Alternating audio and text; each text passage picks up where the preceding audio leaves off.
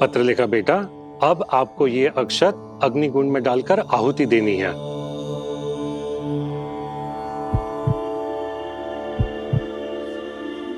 पत्रलेखा, पंडित जी कुछ कह रहे हैं।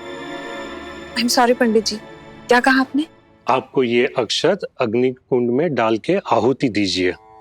जी।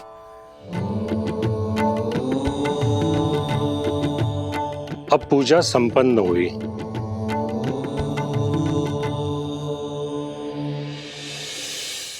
अब आप दोनों आंखें बंद करके प्रार्थना करेंगे कि इस विवाहित जोड़े के बीच में प्रेम ऐसे ही फलता फूलता रहे।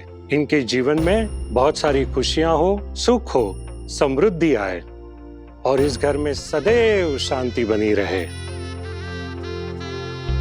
आप दोनों ये पुष्प अर्पित कर दीजिए हवन कुंड में।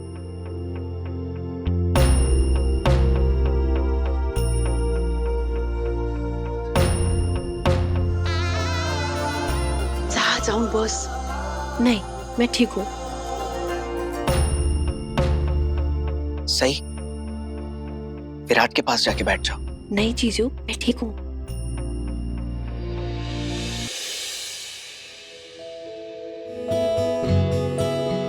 अरे आप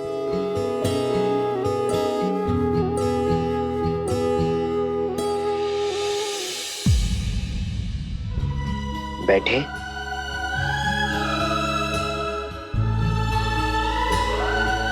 आप फूल ले लीजिए।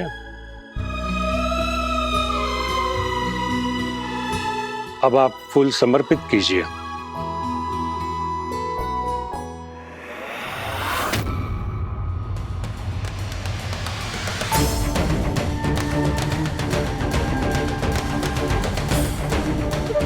पत्रलेखा,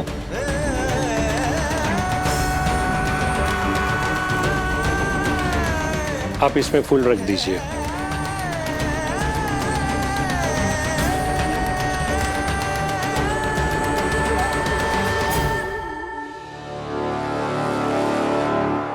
सही से कोई कुछ नहीं कहेगा, सिर्फ मैं बात करूंगा इससे। हाँ, जाओ कमरे में जाओ, फ्रेश होके आ जाओ। जी आई। मेरे सवालों का जवाब दिए बिना सही कहीं नहीं जाएगी। तूने सुना नहीं विराट, अभी मैंने क्या कहा? मेरे अलावा सही से कोई बात नहीं करेगा। मैं करूंगा जीवन। सही मेरी बीवी है, इससे बात करने का, सवाल करने का हक मुझे है और मुझे ऐसा करने से रोकने का हक किसी को नहीं है।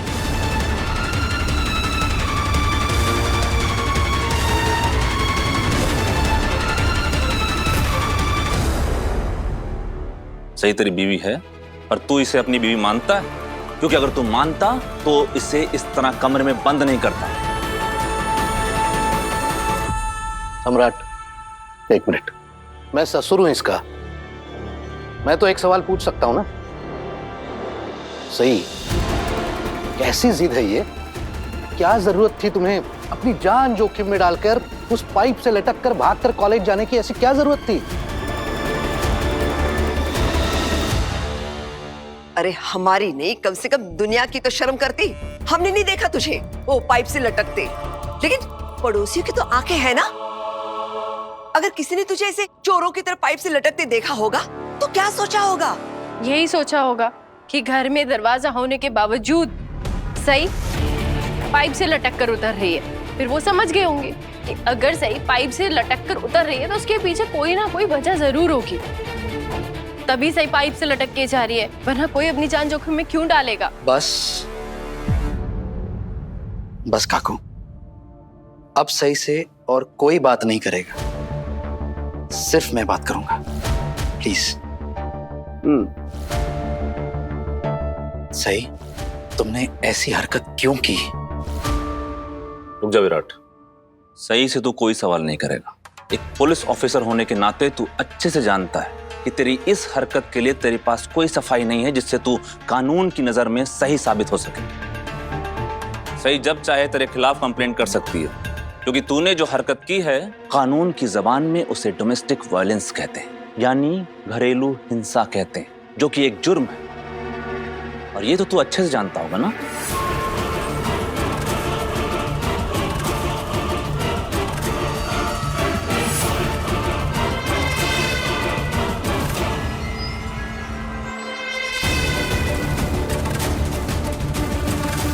ये तू क्या कह रहा है सम्राट? विराट अपनी बीवी के साथ हिंसा करेगा, उसे चोट पहुंचाएगा? हाँ, विराट ने सई को फिजिकली हार्म नहीं किया, उसे शारीरिक रूप से कोई चोट ना पहुंचाई हो, लेकिन इसने सई को मेंटली हैरेस किया है।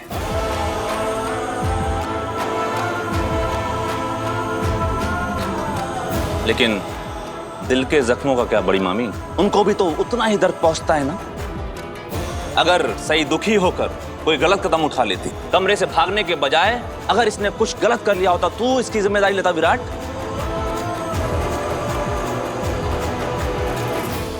विराट, बात को आगे मत खींचो, क्योंकि तुम भी अच्छी तरह से जानते हो कि इल्जाम की सुई घूमकर तुम पर ही रुकने वाली है। इससे तुम्हें ही तकलीफ होगी विराट। और कितनी तकलीफ देगी सही मुझे, जब कभी सही की मर्जी का नहीं होता वो मुझे घर छोड़कर जाने की धमकी देने लगती है। धमकी देने के अलावा और कर भी क्या सकती है सही?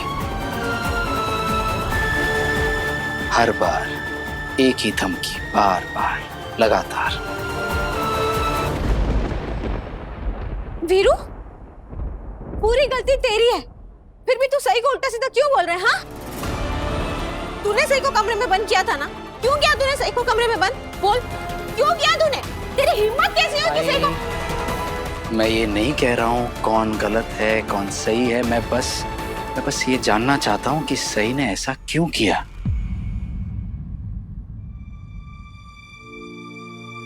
सही, मैंने तुम्हें बस इस पूजा में शामिल होने के लिए कहा था, तुमने मेरी इतनी सी बात क्यों नहीं सुनी? क्यों? You know what, सही, तुम्ही ने मुझे खुद को कमरे में लॉक करने पर मजबूर किया है। क्यों किया तुमने ऐसा? तुम्हें अपनी जान की भी परवाह नहीं थी? सही, अगर तुम्हें कुछ हो जाता तो? शायद आप भूल रहे हैं, मैं एक गांव में पली बड़ी हूँ, बड़े बड़े पेड़ों पर चढ़ती उतरती आई हूँ, तो ये पाइप से उतरना मेरे लिए कोई बड़ी बात नहीं थी।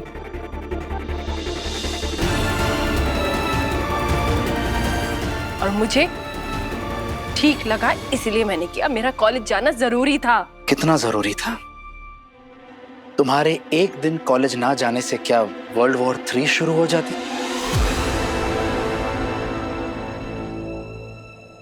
नहीं सही, तुमने ये सिर्फ मुझसे जीतने के लिए किया है।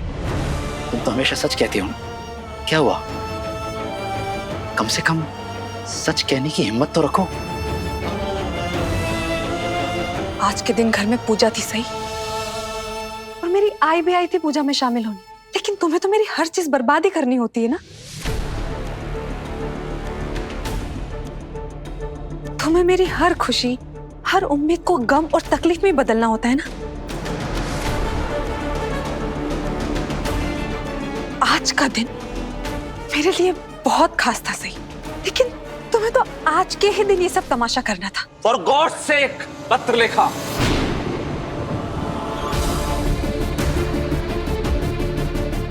सही के साथ इतनी बड़ी बात हुई है, मैटर इतना सीरियस है, लेकिन तुम्हें समझ में क्यों नहीं आता है? अगर किसी ने इसकी मर्जी के खिलाफ इसे कमरे में बंद किया है तो ये एक जुर्म है।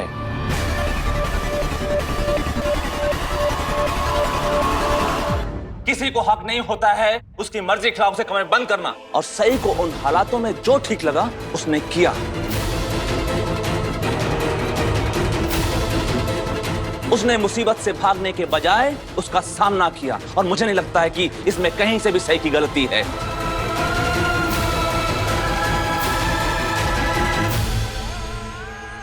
मस्त मस्त। सम्राट, अगर तू इसकी हरकत को इसी तरह सही ठहराता रहा, इसका साथ देता रहा, तो इसकी हरकतों को लगाम लगाना नामुमकिन होगा। वैसे ये किसी की नहीं सुनती, अब तो वो सबके सर पर चढ़कर तांडव करेगी। अगर इसे चोट लगती तो? हाँ, मैंने तो आज तक किसी को भी ऐसे पाइप से लटकते नहीं देखा। और उम्मीद करता हूं बड़ी मामी कि कभी किसी को देखना भी ना पड़े। हमें अपनी किस्मत का शुक्र मनाना चाहिए कि सही को कुछ नहीं हुआ। अगर इसे कुछ हो जाता ना तो पता नहीं क्या। मुझे कॉलेज जाना था, मेरा कॉलेज जाना जरूरी था, और उसके लिए मुझे जो ठीक लगा वो मैंने किया। मुझे ठीक लगा कि मैं पाइप से नीचे उतरूं तो मैंने वो किया। और मैंने भी तुम्हें कॉलेज ना जाने के लिए रिक्वेस्ट की थी, कम से कम 100 बार रिक्वेस्ट की थी। रिक्वेस्ट की थी आपने? उसे रिक्वेस्ट करना नहीं कहते विराट सर। आपने मुझे साफ साफ ऑर्डर दिया था, और आज तक मैं आपका हर हुक्म मानती आई हूँ, क्योंकि मैं आपकी इज्जत करती हूँ। आपने आज तक जो भी कहा मैंने वो किया, लेकिन आज पहली बार मैंने आपको मना करा तो आपसे बर्दाश्त नहीं हुआ।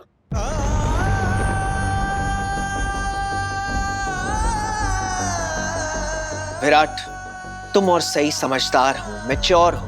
मैं चाहता हूं कि तुम लोग आपस में बात करके इस मामले को सुलझाओ। देखो, शांति से अकेले में बैठकर बात करके तुम अपनी सारी मिसअंडरस्टैंडिंग, सारी प्रॉब्लम्स को हल कर सकते हो। फिर ये तमाशा, ये झगड़ा, ये बहस क्यों? इतने समय से इसी तरह से पेश आ रहा था मैं इसके साथ। हर बात का हल मैं शांति से ही निकाल रहा था, लेकिन अब बस ये शांति, प्यार, समझदारी, ये सब कुछ करके देख लिया, लेकिन अब और नहीं।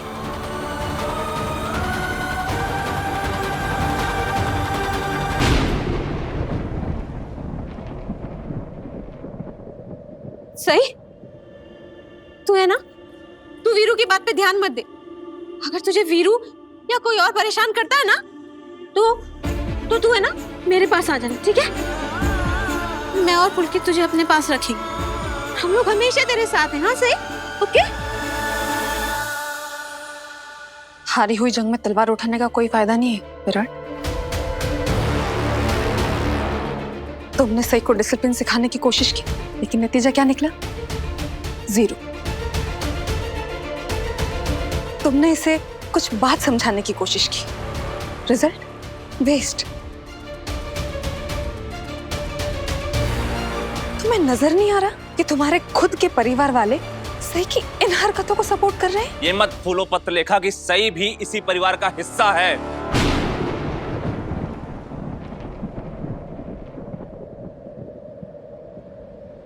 लेकिन तुम हमेशा हर वक्त किसी ना किसी को सही के खिलाफ भड़काने की कोशिश क्यों क्या करती हो?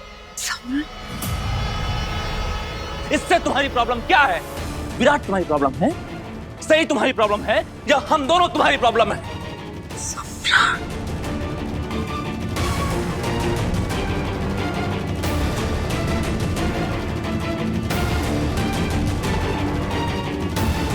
आज तुम्हें मेरे सवालों का जवाब देना ही पड़ेगा, और यकीन मानो पत्रलेखा कि मैं इंतजार करने के लिए तैयार हूं। तुम्हें जितना वक्त चाहिए लो, लेकिन मुझे मेरे सवालों का जवाब चाहिए तो चाहिए।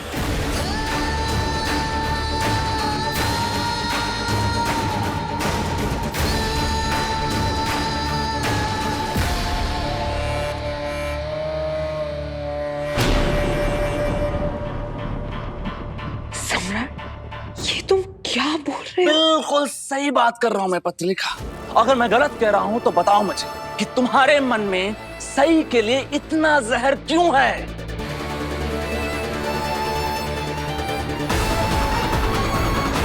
इसके बारे में जरा सोचो और मुझे जवाब दो।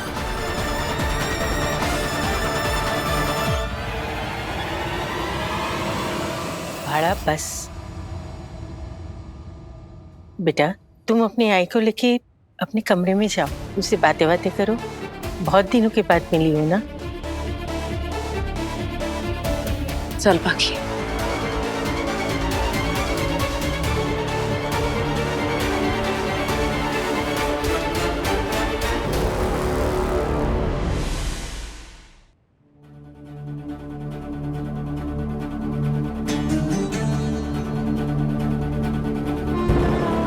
पाखी, समझाओगे मुझे ये सब क्या था? अब सम्राट तुमसे ऐसे बात क्यों कर रहा था? आई, आप प्लीज ये सब इग्नोर कीजिए। इग्नोर? कैसे इग्नोर करो बेटा? मुझे फिक्र है तुम्हारी। आप मेरी फिक्र मत कीजिए आई, मुझे तो अब बस इन सब बातों की आदत सी हो गई है।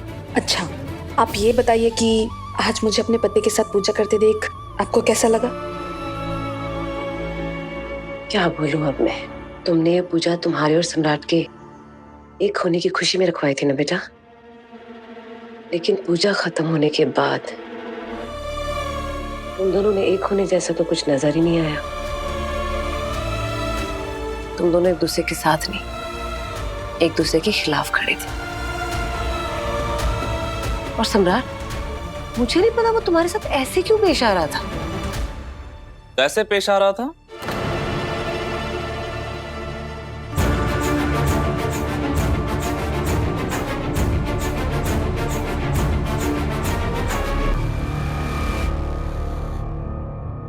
अब वो सम्राट बेटा, तुम वापस आ गए हो ना, तो हम तो बहुत खुश हैं इस बात पे। लेकिन जब तुम आए, तुम्हारे स्वागत के लिए हम यहाँ नहीं थे। आई एम श्योर तुम नाराज तो नहीं होगे ना हमसे? नहीं, ऐसा तो कुछ। दरअसल तुम्हारी गैर मौजूदगी में जब मैं और पाखी के बाबा यहाँ आते थे, तो हर फैमिली फंक्शन में अपनी बेटी को अकेला देख के बहुत तकलीफ होती थी। बेचारी तो कोने में खड़ी अपनी स्माइल के पीछे अपना दर्द छुपाती थी। लेकिन माँ बाप से बच्चों का दर्द छुपता कहाँ? लेकिन आज तुम दोनों को एक साथ पूजा में बैठे देखकर ऐसे लगा कि दिल से ना एक बहुत बड़ा बोझ उतर गया है ना पाखी बेटा? हाँ आई, मुझे भी आज अपने पति के साथ पूजा में बैठकर बहुत अच्छा लगा। ऐसा लग रहा था जैसे शादी के बाद ही मेरा पहला फंक्शन है जो मैं अटेंड कर रही हूँ, क्योंकि शादी के बाद तो सम्राट बिना बताए हर चीज अधूरी छोड़कर चले गए थे। आपने मुझे अपना दामाद होने का मान दिया, उसके लिए थैंक यू।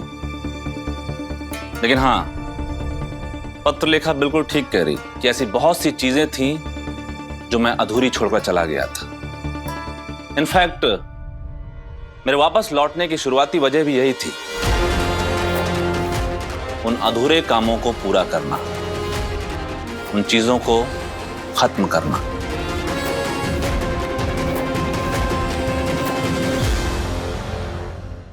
शादी के अगले ही दिन पति का घर से चले जाना, फिर अचानक उसका इस तरह गायब हो जाना, और पत्रलेखा को भी ऐसी शादी में रहना पड़ा। बेचारी डिवोर्स भी कैसे लेती? हाँ, कानूनी तौर पर इसके पास और भी कई रास्ते थे, लेकिन उन सब में भी इसकी जिंदगी के कई साल बर्बाद हो जाते। सम्राट, तुम ऐसी बातें क्यों कर रहे हो बेटा? ये चीजें खत्म करना, डिवोर्स, तुमने और पत्रलेखा ने तो अपनी शादी को एक नई शुरुआत देने का फैसला किया है ना। मैंने भी दुनिया देखी है। आई टोटली अंडरस्टैंड कि चीजों को संभलने में वक्त लगता है, और अब तुम वापस आए गए हो सम्राट, तो ऐसी नेगेटिव बातें करने की क्या जरूरत है? लेकिन मैं हमेशा के लिए यहाँ। मैं वैशाली जी की बात से सहमत हूँ।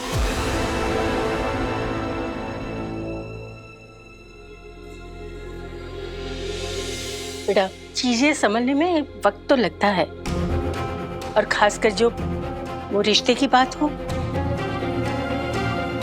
मैं जानती हूँ तुम दोनों ने कितना सहा है, पर आज देखो दोनों ने साथ में बैठ के पूजा की। ये तुम्हारी नई शुरुआत की उम्मीद थी, हम सबकी आस थी। तो अब तुम दोनों अपनी नई शुरुआत के अच्छे पहलू पे ध्यान दो। लेकिन आई, आपने मुझे कहा था कि अगर मैं वापस जाना चाहूंगा तो आप मुझे कभी नहीं रोकेंगी। मुझे याद है मैंने क्या कहा था, पर यह भी कहा था कि ये फैसला सिर्फ तुम्हारा नहीं, ये फैसला तुम दोनों का होना चाहिए। हम दोनों ने फैसला कर लिया है। इनफैक्ट आज के बाद जो भी फैसले होंगे हम दोनों मिलकर ही लेंगे। अगर सम्राट महाबलेश्वर के उस ऑर्फेनेज में वापस लौटना चाहते हैं तो मैं भी इनके साथ ही जाऊंगी।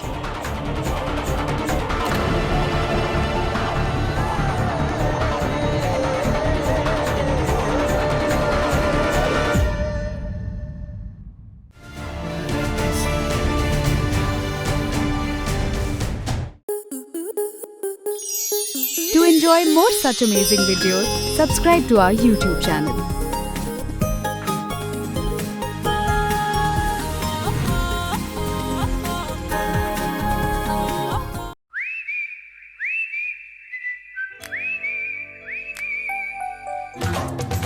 लड़की बड़ी अनजानी है, सपना है सच है कहानी है। आ रही है रुक्मणी खेलने आपके साथ आंख मिचोली 22 जनवरी से शाम 6:30 बजे स्टार प्लस और डिज्नी प्लस हॉटस्टार पर।